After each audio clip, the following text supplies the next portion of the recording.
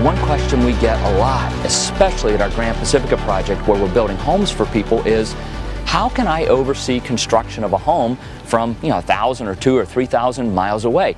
And that's a really, really good question. One of the things that we have to look at when we're buying property overseas is the notion that we're probably not going to be there when it's being built. And so what are the protections in place to verify that the plans that I've agreed to, the designs that I've agreed to, are being met and kept in accordance with my wishes? Well, most development companies will have somebody or some process in place. Ask about it. Who's going to do it? How are they going to do it? Are they going to take pictures and email them to me? How often are they going to take those pictures and email them to me? And then you, the buyer, should plan to come down at least 3 or 4 times during this building process to come visually inspect it yourself. I'll tell a funny story about me. Again, a lot of these 15 questions, the lessons I've learned, have been lessons that I've paid the price to learn. So I built a house in Managua where my family has lived for the last 12 years.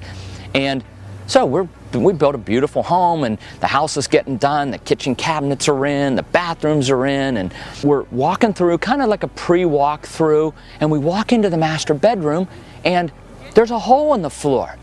And we're like, when's our tub coming, Dora? Like we had this like a jacuzzi tub in our master bathroom. I'm like, so when's the tub coming, Dora? She goes, you didn't order it. I'm like, what do you mean we didn't order it? She says, well, you didn't order it. You didn't buy it yet. I'm like, what do you mean? She says, well, you need to order it. You need to buy it. It's not included. I said, what do you mean it's not included? It's on the plans. Look, right here is a picture of this tub. And she says, yeah, but it's not included. There's a picture of a pickup truck in your driveway too in the architectural plans, and it's not included. Okay, guys, I'm just telling you. We don't know what we don't know. Coming all the way back to the beginning, we don't know what we don't know. The tub wasn't included.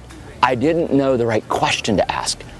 Hot tip, you know what else isn't included in a house in most of Latin America? The internet cable, if you don't go Wi-Fi, the actual cable or TV cable running through the walls to your outlets. That's not included either. No big deal, it doesn't cost very much if you buy it while they're building the house. If you wait till the house is done, then you gotta have people climbing around up in the ceiling or punching holes through concrete walls, running conduit where there isn't any conduit. That's expensive. The other thing that happens is things like the fans. The fans may not be included because even though they're on the plans, you may still have to go out and buy the fans, the lights, the different fixtures. Well, certainly fixtures you would have to buy, although I think in North America there's probably a package that comes standard. So if you're buying a house in Latin America, or you're building a house, not buying a house, but you're actually going to build a house from the ground up, you need to know these things. Now, some companies like ours, we put these packages in. We consider all of those things standard. But when you're shopping for price, a lot of times people say, oh yeah, we can buy a house in Nicaragua for $50 a square foot. Well, that's true. It doesn't include, most of the things that we would say finish a house. So again, apples to apples comparison. If you want soup to nuts, make sure the developer or the contractor is going to give you soup to nuts and actually put the things in the house that we as North Americans expect to be there when we walk in and have our furniture moved in to come enjoy the home that we've just purchased.